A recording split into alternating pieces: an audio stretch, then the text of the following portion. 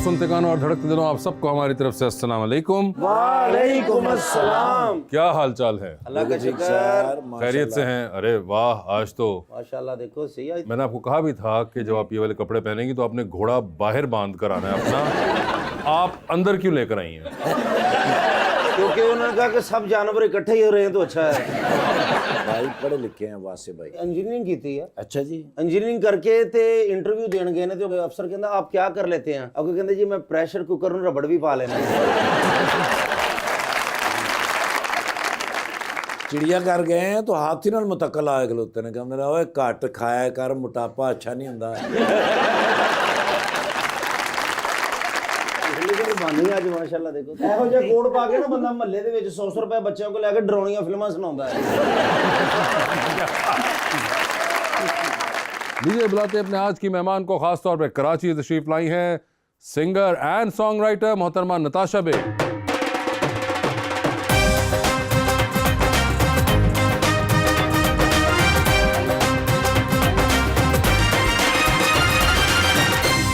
Welcome to the show. Thank you so much. बड़ा इंतजार करवाया आपने। मैं हमेशा एक शेर कहता हूँ जी, जी। लेकिन आज शेर नहीं है, मेरी शिकायत है। ओके करें शिकायत। यार सारे ही बड़े दिल के मिले हैं मुझको, जब भी देते हैं मुझे जख्म बड़ा देते हैं।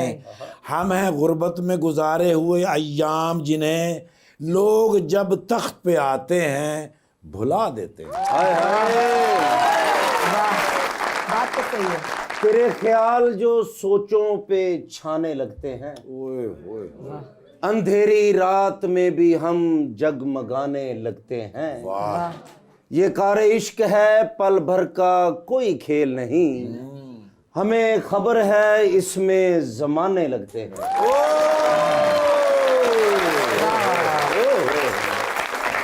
नताशा, क्या हाल है आपके? मैं बिल्कुल ठीक हूँ। आप कैसे? हुंजा से आपका ताल्लुक हुंजा है, से आपकी ताल्लुक है। फैमिली को प्लीज बुरशस्की में पहले इनसे ये तो पूछिए कि क्या हाल है आपके, ताकि मैं आइडिया तो हो कि कैसी साउंड करती है। बेहाल बिला शुभाबाना। हाँ जी बिल्कुल सही, अल्हम्दुलिल्लाह। आप आराम खैरियत से? बिला।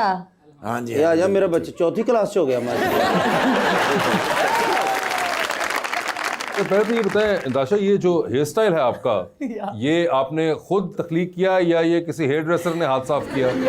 It happened. देखो, I am not saying anything to the hairdresser, वो बहुत कमाल है। सो हुआ ये कि मुझे एक पर्टिकुलर कट चाहिए था, ठीक है, लेकिन मेरे बाल ऑलरेडी छोटे थे और मुझे इस बात का अंदाजा नहीं था उस आपके कट को बाल देख छोटे के कि उससे और बाल चले जाएंगे। ओके। तो मैंने वो कट दिखा दिया। अब राशिद साहब, क्योंकि in the industry I am known for the fact कि ये अपने बालों के साथ सब करती है, ठीक है, कलर छोटे, तो उन्होंने मुझे वार्निंग भी नहीं दी। उन्होंने बोला ये तो डेयरिंग लड़की है, और वो काटते 5 मिनट में बाल, लाइक। अच्छा। और जैसे ही उनका काम खत्म हुआ, मैंने बोला ये तो बहुत ही छोटे हो गए। अब मैंने चलो ठीक है चलाएंगे। लेकिन ये कलर भी किया है। कलर था मेरा ऑलरेडी था, मैंने अंडर कलर करवाया था, लाइक। अच्छा, और बालों ये के क्या नीचे। कहते हैं इस कलर को? I don't know, under colour may be.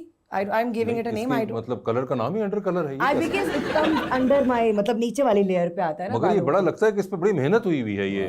हाँ ब्लीच है, इट्स ब्लीच। मगर सर इंज बड़ा लगता कि इथों सड़क सही है, आगे स्मोक शुरू हो गई।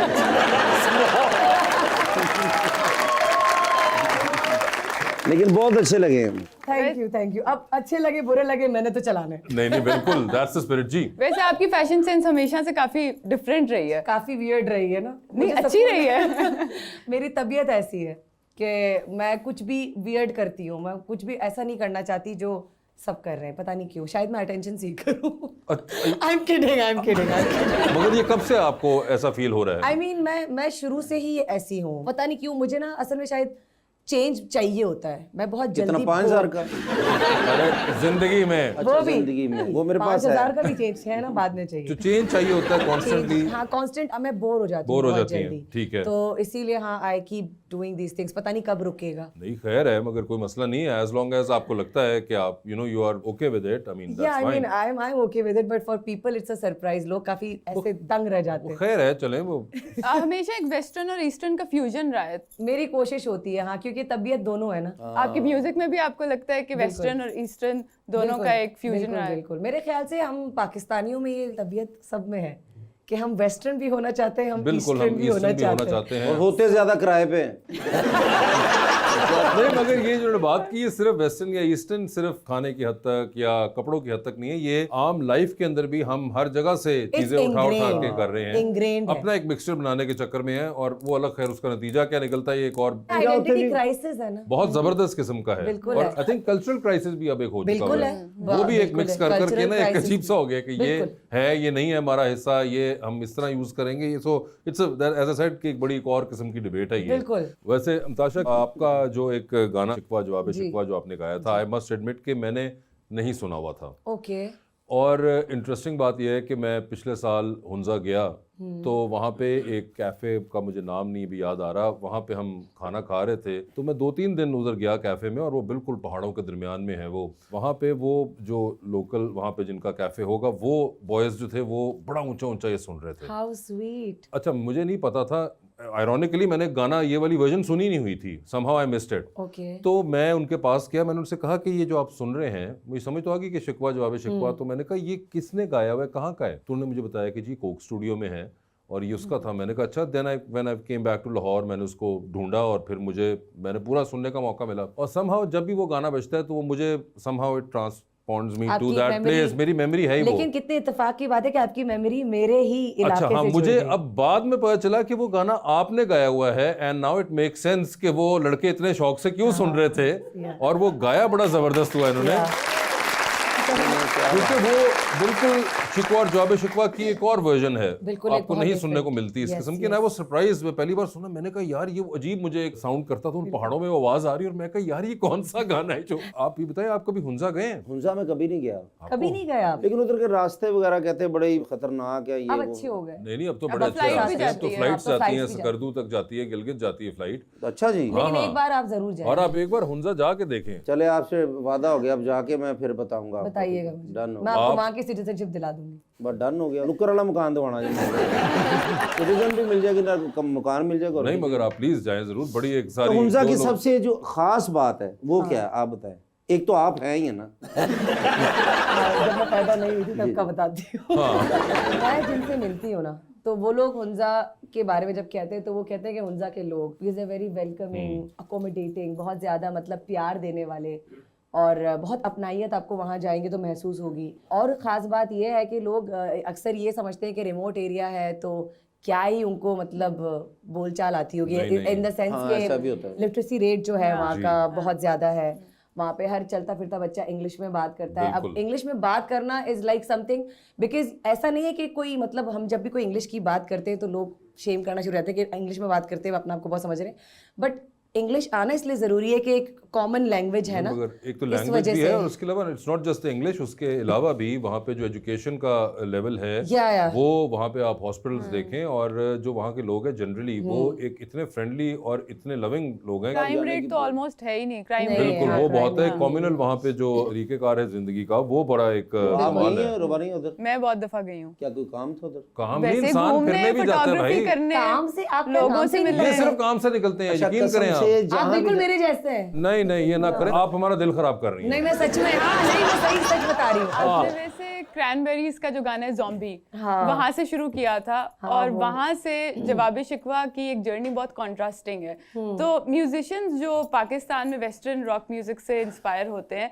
उसकी क्या वजह है कि वो इस रीजन के लिटरेचर की डायरेक्शन जरूर लेते हैं? ज़रूरी है, हम लोग मतलब ये रूट्स है हमारी, यही पहचान है। मतलब ठीक है मैं वेस्टर्न इंस्पायर्ड थी म्यूज़िक में, लेकिन हूँ इसी मिट्टी की, तो आवाज़ में इसी मिट्टी का जादू है। ऐसा नहीं है कि सूफ़ी रॉक मैंने खुद चुना कि ओह ये मैं गाऊंगी, मेरे में इतनी हिम्मत नहीं थी ये आइडिया लेने की, ये मुझे मेरे सराउंडिंग्स से बताया गया, आप टोन को सुन के कि आप ये ट्राई करें, तो when I gave it a try it set so well with it. हम यही मिट्टी के बने हुए, तो हम यही करते हुए अच्छे लगेंगे ज़्यादा से ज़्यादा। मगर राशा, मुझे बताएं, आपकी टोन जैसा आपने कहा, you got a very distinct tone, और बड़ी एक आपकी पावरफुल वॉइस है। ये आपको पहली बार कब फील होना शुरू हुआ था कि बहुत एक डिफरेंट है और बड़ी एक पावरफुल आवाज है? ये आवाज़ मुझे बचपन से ही डिफरेंट फील होती थी, और बचपन में मुझे बहुत बुरी लगती थी। अच्छा। बचपन से ही कि मतलब मैं कहती थी ये कैसी आवाज़ है, लड़कों जैसी आवाज़, कि मतलब लड़कियों की डिफरेंट आवाज है, मेरी डिफरेंट आवाज है, और जो म्यूजिक हम सुन रहे थे उस टाइम पे, लता जी, अलका जी, तो कहाँ से बंदा सोच सकता था कि सिंगर बन सकते हैं। मेरा म्यूजिक एक्सपोजर इतना बड़ा नहीं था उस टाइम, तो मतलब यानी कि जो चीज मुझे बुरी लगती थी, मुझे नहीं पता था कि कल को वही चीज मेरी स्ट्रेंथ बन जाएगी। बिल्कुल। और मेरे आसपास लोगों ने मुझे बोलना शुरू कर दिया। मैं जब शायद मैं सुर में शुरू से थी, उसका भी मुझे अंदाजा नहीं था, लेकिन हम ऐसे ही गुनगुना देते थे तो फिर लोग कहते थे ओ इसका टोन बहुत अच्छा।